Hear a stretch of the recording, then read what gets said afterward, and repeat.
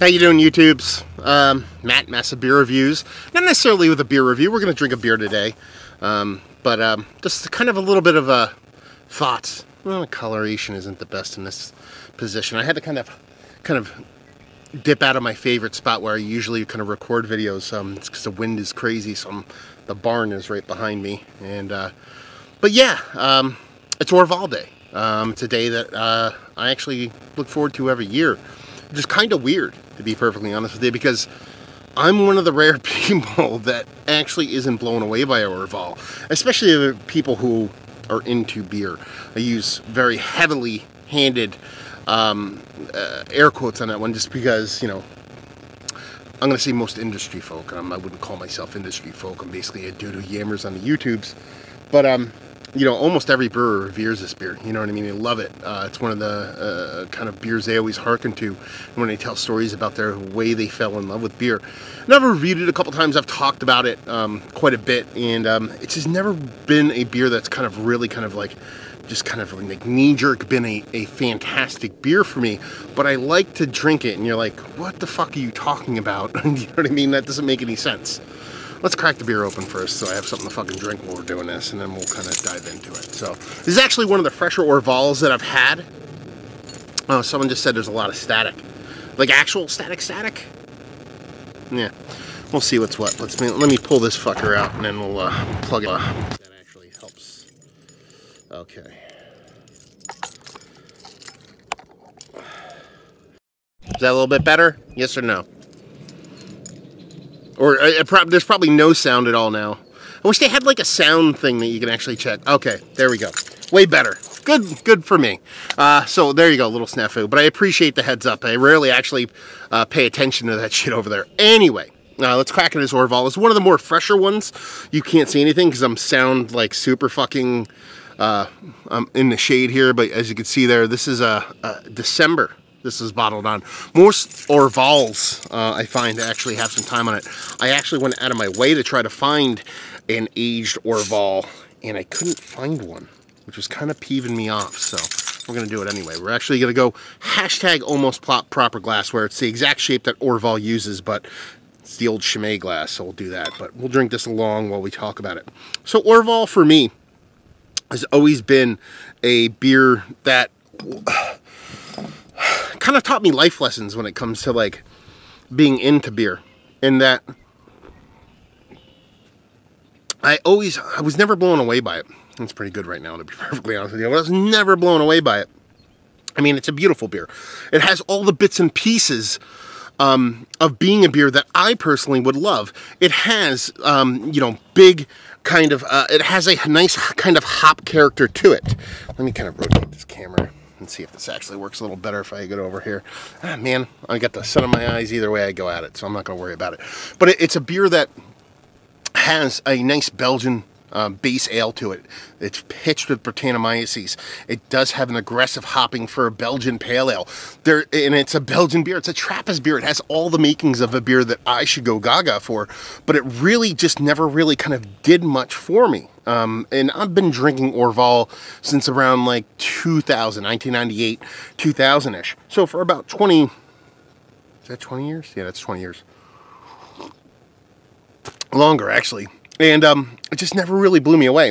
But a lot of the people that I really respect in the beer world, from back in the day, from the Michael Jacksons of the world to nowadays a lot of the kind of brewers that make a lot of the beers that I enjoy, they really do covet Orval. So it was one of those beers that along the way kind of taught me a lot of things about beer, life lesson wise. A couple things. One, you're not always right.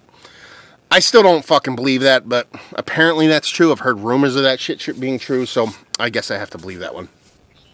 And two, you know, obviously people have different tastes and different kind of palates, and beer's so subjective that other people, if they like something, necessarily means it sucks. There's a difference between a beer you do not like and a beer that is made badly. There's a stark difference between the two. And obviously this is not a bad made beer. Obviously there's something about it that just doesn't tickle me pink and makes me go gaga for it. But it has all the bits and pieces and makings of it. So what did that teach me over the years? Because I drink it every year in Orval Day. I have for almost 20 years. And in that, I always looked at this beer to kind of reset myself when it comes to like my thinking. And it almost comes as more of a kind of, what's the word I'm looking for? More now than ever, it's needed, especially in today's beer world, where we live in such a tick society to where so many people are just like, this is good, awesome, this sucks, get it the fuck out of here, and just rinse, repeat, on to the next beer, on to the next beer, on to the next beer, to kind of anchor yourself to something like this that you can appreciate, but at the same time not go gaga for, but know it's a really well-made beer. Kind of grounds yourself and makes you kind of go into each beer and think about beer not in that mentality. Because I think we all get wrapped up in that. I don't use Untapped all that much. I jump back every now and then to kind of dip into it for more beer review stuff to kind of promote myself. But I know a lot of people do, and it just kind of breeds this kind of mindset of just hurry up and get to the next beer. And this beer forces you not to do that. It forces you to have a kind of core that you'd be like, okay, this is, and not, I shouldn't say this beer, I should say that beer for you guys out there that you might not like, but almost everybody does, that, you know, okay, maybe I'm just not getting it. It forces you to kind of take a step back, give me the burps like crazy, and kind of assess the situation and just be like, okay, why don't I like this beer? Or why is this beer made well, but I don't like it? And try to figure out what it is about a beer that doesn't make your balls tight, that doesn't make you super excited, but at the same time makes so many other people super excited. And that's a beautiful thing. That's probably one of my favorite things. My love for Orval has grown, not because my tastes have changed. There's been bottles that have been really, really good. That's one of my favorite things about the beer, is that it changes. It's Brett-based. It can age pretty well, and it just jumps all over the place. You want to know how much Orval can change? Go listen to one of my favorite podcasts called Steal This Beer. People bring on Orval all the time. They drink them blinder than I drink beers, in a black glass. They have no idea what it is, and they explain a different beer every time. You know, they drink it. They have no idea what it is. More times than not, they actually guess Orval just because they're like, I have no idea what it is. It's got to be Orval. It's like a running joke at this point. That's how much the beer can change. So that in of itself kind of makes it more of a kind of fantastic beer for me. But in general, it's a weird one. Like right now, I'm really enjoying this. It's probably one of the better Orvals I've had quite in some time. It's got a nice bittering bite to it. There is a nice kind of funkiness to it. It's the old school barnyardy kind of horse blankety funkiness that you see so many people talk about, but you actually don't get all that much in beers when people actually bring that up. It's the OG kind of originator when it comes to that moniker. So I'm really enjoying this, and on draft every time I've had it, it's been something more amazing. But more times than not in the bottle, it just hasn't really wowed me. And that is just, how do I put it? That's a great thing, and I know it's kind of weird to say that not liking a beer can be a great thing, but to the whole purpose of this is kind of talk about, to understand, you know what I mean? It's not a matter of you like a beer, you don't like a beer. There's more to it. And it's a good thing to kind of take a break, kind of step back and think about beer in a wider scope other than, caps or stars or ratings and stuff like that. And enjoy it, or understand why you don't enjoy it more than just visceral knee-jerk reaction. Sure, if you like a beer, you like a beer. I mean, it is what it is. You're talking to a guy who just talks into a camera on YouTube. And hi, Mika. My dog's down there. You want to say hi, Mika? Say hi, Mika. She's a good girl. But it's one of those things with Mika's got me distracted. It's one of those things where, to get out of that mindset of the ticking society, of the rating society, of the rating culture, and just kind of step back and understand why you like beer and why you don't like beer, especially when it's, a well-made beer that you don't like. It's a good thing to do. It's a good thing to reset. It's a good thing to think about. Man, is this drinking really fucking good. The only time I don't like Orval is when they blow up all over the place. Okay, fair enough. Orval Day. I'm doing this on an Orval Day. It's pretty much almost all Orval gets drank on Orval Day. But, it's a fun beer. And I'm curious, what are your guys' beers? I mean, I saw somebody talk about Pilsners, and I think it was red ales. Is there a specific beer you're like that with? Is there a specific beer that you guys drink that you're like, so many other people sing the praises of this beer, this particular beer, that I have to be off? There's, you know, it can't be the beer. It can't be like, all those fucking people are crazy.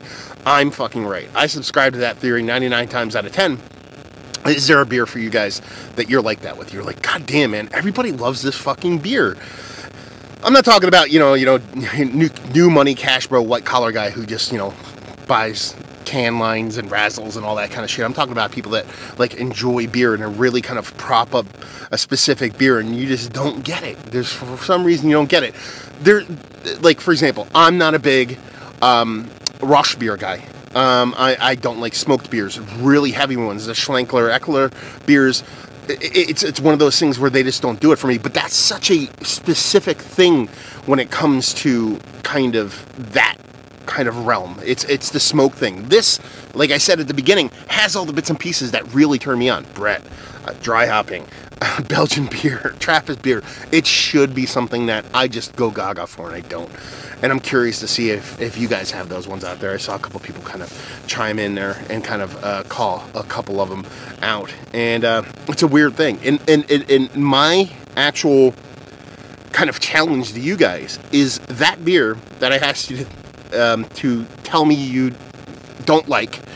What's going on? It's, that beer you don't dig, that everybody else loves. I challenge you, go drink it. Go drink it. Don't drink it once. Get, like, if it comes in a 4-pack, comes in a 6-pack, whatever it is, just get a couple of them and drink it maybe for a whole day. Or maybe drink one, or two, or, 5 nights out of the week, 6 nights out of the week. Just drink just that beer. Try to get down to the deep innards of that beer and figure out why other people dig it so much and that you don't. You know what I mean? Because there is something redeemable in here. And like I said, over the years, I don't want to see my stance to soften on Orval. It's just I've learned to grow a different appreciation for it. So it's not necessarily my taste buds have changed. I've just come to dig it on a more kind of, I don't know, deeper level.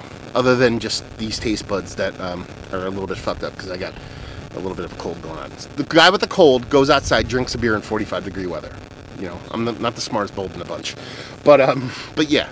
Orval in and of itself, the fact that it's Trappist Ale, I'm going to go gaga for Trappist Ales in general, but the fact that Orval exists, I can find it everywhere, and that it has such a kind of revered presence, and the fact that it's just around all the time, I like the fact that that exists, and I like the fact that I can go back to it like this and use it as a reset beer that I talked about previously, and let it kind of do its thing, and let it kind of help me kind of kick my ass back into place and realize that I don't know everything, and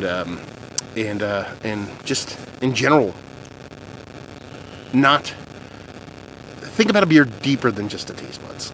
I guess that's what kind of makes sense to me. So there you go. So like I said, you guys let me know what beers that you don't dig, that most people who are into beer really do dig, what they are. And like I said, really challenge you guys to go out there, find those beers, drink them a couple in a row, maybe over a week. That's the only thing you drink, and just really kind of dive into it and see why you don't like it. Obviously, if it makes you ill, there's something that it makes you sick, I don't want you to do that. But just kind of open your mind. Understand that not everything that you think is awesome, and everything that you think sucks, even though I definitely subscribe to that fucking theory. But yeah, enjoy the beer. Enjoy the beer that you think sucks that everybody likes. Is that weird for me to even ask? To ask people to fucking go, enjoy the thing you fucking hate, motherfucker. But yeah, so there you go. Little outdoor stuff. It was too pretty not to do an outdoor thing. Orval was definitely going to be drank as it is Orval Day. So I implore you guys, hopefully, that you're enjoying a nice Orval today. If you're not, go out and find one. Usually not that expensive. Usually pretty easy to get. Drink one down. Let me know what you think about this beer. Let me know about those beers you don't like. And let me know what you think about those beers you don't like if you do decide to go back and revisit them and drink them and really experience them. Because I think there's a lot of lessons to be learned there. And one is humility. I think we can all use a dose of that. there you go. So hopefully you guys enjoyed the little live thing. I rambled through that one nasally. Didn't drink a lot of beer. It's kind of fucking weird. So I'm going to turn this off and chug this one down. So hopefully you guys enjoyed. We'll talk to you next time. Cheers.